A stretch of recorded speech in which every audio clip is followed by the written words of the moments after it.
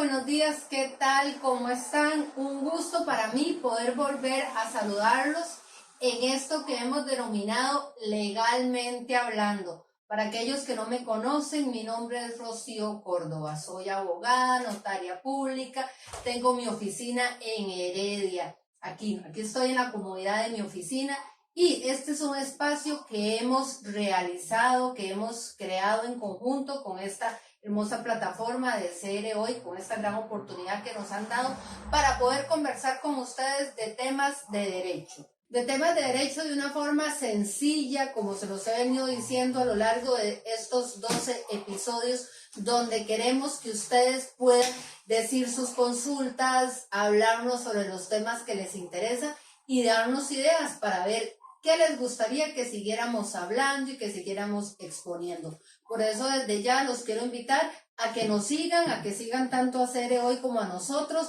Aparecemos en Facebook, licenciada Rocío Córdoba, en TikTok también, Servicio Legal SR, y también en Instagram. Por todo lado compartimos un poquito de contenido, siempre de temas y de aspectos legales y hablando, como se los digo, de una forma sencilla y práctica para que todos podamos entender. Hoy hemos escogido para este capítulo número 12 un tema muy bonito y muy importante, que no solamente, digo yo, tiene que ver con temas de derecho, sino también va más allá, va con temas de emociones, va con temas de empatía, va con el ser humano. Y es que a mí, aparte del derecho, eso es algo que me apasiona muchísimo. De hecho, estoy estudiando para ser coach porque considero que el tema de las emociones, el tema de lo que las personas estamos sintiendo, la empatía y demás, es algo que es muy importante. Y creo que en un abogado que se dedica a temas de derecho de familia, como es mi caso, es algo que tiene que ser prioridad, porque no solamente estamos, ¿qué dice el artículo y cómo hay que aplicarlo? No, también tenemos que ser a veces el apoyo de nuestro cliente, incluso a veces hasta de la otra parte, conversar con ellos y tratar de que estos temas de familia se resuelvan de la mejor manera. Y es que, como se los decía, en temas de familia también, aparte de lo que aplica la ley, tenemos que tener cuidado con los sentimientos de las personas. No estamos hablando ni de papas ni de chayotes, estamos hablando de personas, de seres humanos que si están en un juzgado de familia es porque probablemente estén en un conflicto y son familia, ¿ok? Entonces esto se eleva cuando es el tema de las sensaciones, el tema de los sentimientos y demás. Y hoy, bueno, sin cansarlos más, les cuento, hemos escogido hablar de el divorcio, separación judicial, un poquito de pensiones y qué son los bienes gananciales. Vamos a hablar de todo este tema, un poquito de cada cosa. Vamos a seguir usando la misma forma que hasta el día de hoy hemos tenido, que es usar como base todas las preguntas que ustedes amablemente nos han hecho llegar a nuestras redes sociales. Y bueno, de ya vamos a empezar. Dicen por aquí los primeros comentarios que me dicen, licenciada, ¿cuál es la diferencia en los divorcios? O mejor dicho, ¿cuántos tipos de divorcio existen? Y yo les voy a comentar esto. Y sí, por ahí tenemos que empezar. Podemos hablar de un divorcio por mutuo consentimiento. Y podemos también hablar de un divorcio en sede judicial, ¿ok? Entonces, ¿qué es un divorcio por mutuo consentimiento? Me dirán ustedes. El divorcio por mutuo consentimiento es aquel donde ambas partes, esposo y esposa, o esposas o esposos, se pongan de acuerdo con todos los detalles que conlleva una separación y decidan elevar esa solicitud de divorcio, esa decisión que tomaron a una escritura pública, a un instrumento público, para luego poder presentárselo a un juez que es el que va a venir y va a homologar esa sentencia. Este trámite a nivel judicial es sumamente rápido, es sumamente expedito, porque usted simplemente va a presentarle al juez el acuerdo que tomaron las partes y el juez lo que va a revisar es que esté conforme a derecho, que en caso que existan menores, los derechos de estos estén cubiertos y después de ahí va a proceder a homologar ese convenio. Pero bueno, vamos a hablar del segundo caso y es el que trae más complicación cuando es un divorcio en sede judicial. Un divorcio en sede judicial es aquel que tenemos que presentar por medio de una demanda una solicitud de divorcio a un juez. Para eso tenemos que tener una de las causales de las tantas que nos da el Código de Familia para poder yo venir y solicitar el divorcio. Estas causales son varias, por ejemplo, el adulterio, la sevicia. Estas son algunas de ellas, que me fue adúltero, que me maltratan, que maltratan a nuestros hijos. Estas son parte de las causales del divorcio. Ahora, sí no es tan fácil como les comentaba el primer caso. En este sí hay que hacer un proceso judicial donde interponemos una demanda, narrándole al juez los hechos de cuál es la situación. Después de ahí tenemos que poner nuestra petitoria, que la primera va a ser que por disuelto el vínculo, pero también tenemos que decirle al juez qué queremos que pase con los bienes, porque recordemos que en una sociedad conyugal van a existir probablemente un carro, probablemente una casa, van a haber ahorros, van a haber también deudas y todos esos detalles tienen que ser debidamente cubiertos. También esa demanda va a tener el fundamento de derecho, que son aquellas normas en las cuales estamos fundamentando ese proceso judicial. Y una vez que se lo presentamos al juez, el juez le va a dar traslado a la otra parte para que éste venga y se refiera a la solicitud. Puede ser que la persona venga y le diga al juez, estoy de acuerdo, yo también me quiero divorciar y en todo lo que pide la persona yo estoy de acuerdo. O puede ser que le diga, señor juez, yo sí estoy de acuerdo en divorciarme, pero resulta que la repartición de bienes no es como ahí dice. ¿Por qué? Porque están dejando un carro por fuera, están dejando una casa por dentro, por fuera, perdón, o están dejando obras de arte, ahorros, cosas así por fuera. Entonces, ahí es donde se va a ir complicando la situación. También puede pasar que la parte venga y diga, no, no estoy de acuerdo con esa demanda porque así no fueron los hechos y más bien presente una reconvención, que es una contrademanda donde le dice, señor juez, resulta que sí me quiero divorciar, pero el tema o la causa no es la que está alegando mi esposo o mi esposa, sino es esta. Entonces ahí también hay que darle traslado a la otra parte para que se refiera a esos hechos que vienen en esa demanda. Ahí es cuando les digo que la situación se va complicando, se va alargando, porque como hemos hablado aquí en otros episodios, la mora judicial de los tribunales es muy amplia. Entonces, un caso de estos puede llegar a durar hasta 5 años o más en un juzgado de familia. Imagínense solamente lo desgastante que puede ser un proceso de esos, estar usted en este estire y encoge, pero bueno, así es como funcionan las cosas. Vamos a seguir aquí con algunas de las preguntas que me hacen las personas con respecto a los temas de divorcio y también me dicen por aquí. ¿Puede en un divorcio el esposo o la esposa pedir pensión alimentaria? Y es una pregunta bien importante. Aunque ya hemos hablado de pensiones alimentarias, vamos a retomar eso. Y le voy a decir que sí, que la ley está claramente establecido que el esposo puede solicitarle pensión a la esposa o la esposa al esposo. Ahora, ¿de dónde va a ser el meollo aquí? ¿Dónde está el punto sobre la I en este tema? En la sentencia, dependiendo la causal, dependiendo la situación que se dé, vamos a ver si el cónyuge no culpable de la ruptura de esa unión matrimonial, de ese vínculo matrimonial, de esa sociedad, como ustedes lo quieran mencionar, va a ser el no culpable, va a tener ese derecho de recibir la pensión alimentaria. Va a ser el juez, dependiendo la causal, cómo se pruebe si realmente existió infidelidad o si realmente existió una sevicia. Entonces él es el que va a decir cuál de los cónyuges, que siempre va a ser el cónyuge inocente, el que va a tener ese derecho a percibir la pensión alimentaria. Ahora, que la necesite es un tema por aparte. El juez de familia va a decir si tiene derecho o no, pero después habrá que ir a ejecutar esa sentencia al juez de pensiones y allá vamos a tener que probar si realmente yo soy una persona que necesito ese subsidio, que necesito esa cuota alimentaria. Eso es algo sumamente importante. Vamos aquí con otra pregunta y ahora es con los bienes. Dice, ¿en qué momento se reparten los bienes? Súper importante.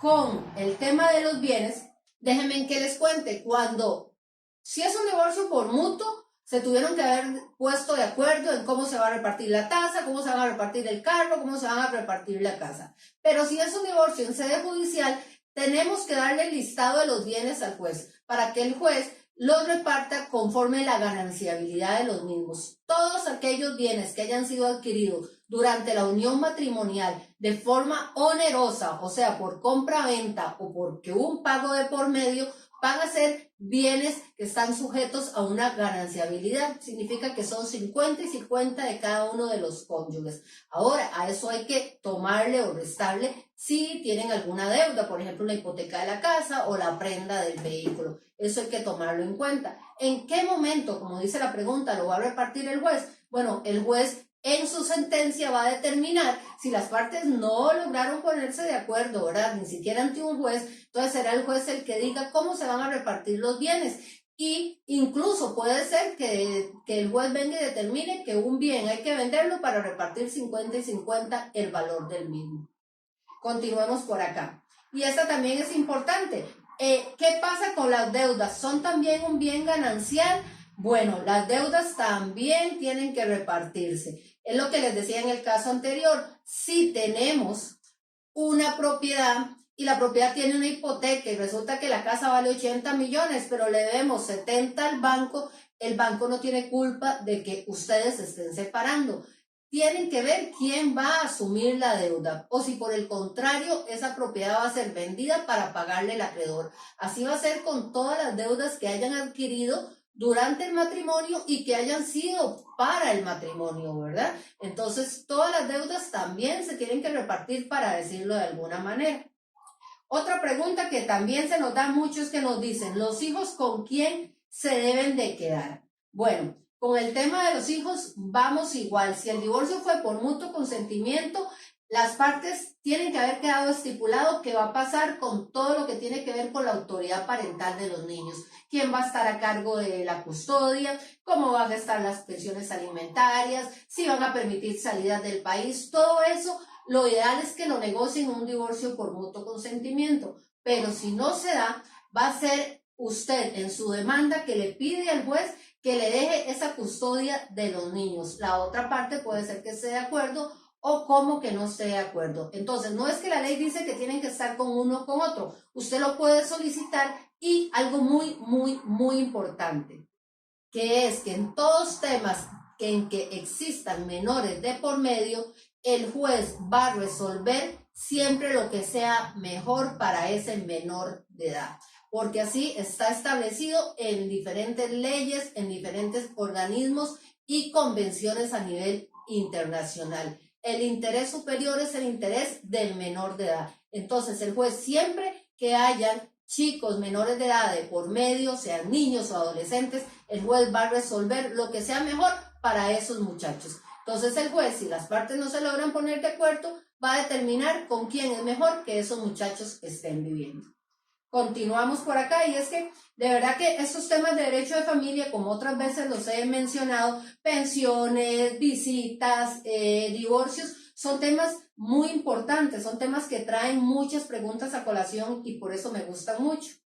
Vean esta que me dicen por aquí. Licenciada, ¿y si no hay adulterio o ninguna de las causales más comunes de divorcio, solo que ya no quiero más vivir con esta persona? ¿Existe alguna manera para divorciarme? Y si existe, ¿cuál es? Y le voy a decir que sí. Actualmente tenemos también la causal de solicitar un divorcio por la incompatibilidad de caracteres. Eso muchas personas, aunque ella tiene un par de años, muchas personas no lo conocen. Y es que precisamente, no solamente puede ser que sea una buena esposa o un buen hombre, una buena mujer, pero se murió el amor, ya usted no lo quiere, ya usted no quiere estar con él, puede ser el mejor proveedor, el mejor papá, el mejor trabajador, pero usted ya no está enamorado o usted ya no está enamorada. O simplemente cuando se casaron tenían un plan de vida que iba por la misma línea y resulta que ahora ya no, ahora él le gusta lo azul y a usted le gusta lo verde. Les resulta que usted ahora es vegetariana y él es carnívoro. Resulta que a él le gusta la vida fit y a usted no. Entonces simplemente vamos por puntos completamente distintos. Ahí es donde usted puede alegar esta causal. ¿Por qué? Porque existe el principio de la autonomía de la voluntad. No podemos estar obligados a estar amarrados a una pareja que lamentablemente tal vez que le tengamos aprecio, le tengamos respeto y todo lo demás, pero no hay amor. Entonces existe esta causal para resolver esos supuestos que sí se dan, que todos conocemos casos por ahí. De hecho, quiero invitarlos a que si conocen casos como los que hemos estado hablando, si necesitan asesoría y consulta sobre este tema, recuerden que para eso está aquí el chat y que pueden estar preguntándonos, que vamos a estar contestándoles. Continuemos con este tema de divorcios y demás. Me dicen, ¿y qué pasa si no me quiero divorciar todavía? Pero me preocupa que mi pareja esté vendiendo o trasladando los bienes. ¿Qué puedo hacer? Muy buena pregunta. Si ustedes están solo separados, porque todavía no han tomado la decisión de divorciarse, están yendo a terapia, están pensando mejor las cosas, cada uno está en una casa, pero resulta que usted que de pronto vendió el carro, que de pronto sacó el dinero que había en el banco, que de pronto está traspasando la casa o está queriendo hipotecar la casa, ¿qué puede hacer usted para proteger ese patrimonio familiar? Bueno, también el derecho tiene una solución para esto, que es un proceso de liquidación anticipada de bienes. ¿Y qué es esto, Rocío? Bueno, es un proceso judicial donde vamos ante un juez, también le exponemos nuestros hechos, le exponemos lo que está pasando y le decimos que estamos preocupados por los bienes, que necesitamos que liquide esos bienes, que de una vez sea que los trabe, cuando les presenta una anotación ante el registro para que no puedan ser vendidos, y si son vendidos o donados o algo por el estilo, esta persona sepa que los está adquiriendo ya con una traba judicial, para decirlo de alguna manera. Esa es una forma que si usted todavía no está decide divorciarse, pero quiere proteger el patrimonio, esa es la forma ideal. Tengo otra pregunta que me dice, licenciada, ¿y qué es la separación judicial? Bueno, la separación judicial es aquella que tramitamos también ante un juez de familia, donde no le estamos pidiendo el divorcio, pero sí le estamos pidiendo que decrete que estamos judicialmente separados. ¿Ok? Ya un juez decretó esa separación donde cada uno está viviendo en casas por aparte o cada uno está llevando vidas independientes y esto se lo elevamos a un juez para que el juez el que decrete esta separación. Es importante también que les aclare que todos estos procesos siempre le van a dar traslado, el juez le va a dar traslado a la otra parte para que éste venga y se defienda y para que manifieste lo que sea pertinente en el caso. También esto me da para hablar que es la separación de hecho. La separación de hecho es la más común, que es cuando nos peleamos, se fue de la casa, tiene 3 meses de estar fuera de la casa, pero no hemos hecho nada. O no nos peleamos, nada más conversamos y decidimos darnos un espacio, darnos un tiempo para ver qué queremos hacer. Pero no hemos ido a un juez. Bueno, ahí es una separación de hecho, donde estamos claramente separados, pero no hemos hecho ningún trámite ante ningún juzgado. Continúo. Dice por acá, ¿puede pedir pensión como esposo o esposa antes de presentar el divorcio o debo presentar el divorcio de previo? También una muy buena pregunta. No, usted no necesita presentar el divorcio para poder solicitar el subsidio, la pensión alimentaria. Simplemente es que ustedes sean esposos o bien que haya una reconoción, ay, se me olvidó la palabra, perdón, que haya una unión de hecho, que esté reconocida por el juez. Con solo eso ya usted puede ir ante un juzgado de pensiones a solicitar la pensión alimentaria como esposo o como esposa. Y claro, si tienen hijos, pues también puede pedir la de los hijos. Continuemos por acá. En el mismo divorcio me preguntan por acá, ¿qué ha establecido el monto de la pensión? Con permiso.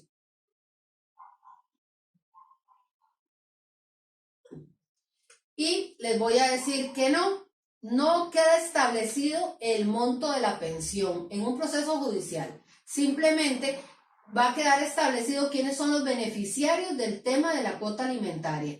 En un divorcio por mutuo consentimiento sí debe de quedar ya esos términos establecidos. Muchas veces en los divorcios en sede judicial ya existe la pensión. Casi que el 100% de las veces ya existe una pensión establecida, sea en forma voluntaria o judicialmente. Entonces lo único que hace es que se le informa al juez que ya el tema de la pensión está establecido y el juez va a hacer referencia a ese monto que ya quedó establecido. Dice por acá, ¿qué pasa si tengo una casa que me la regalaron mis padres y allí vive mi esposo? Y ahora, vamos a ver, en el divorcio, ¿debo darle parte de mi casa? Bueno, eso es otra pregunta sumamente importante.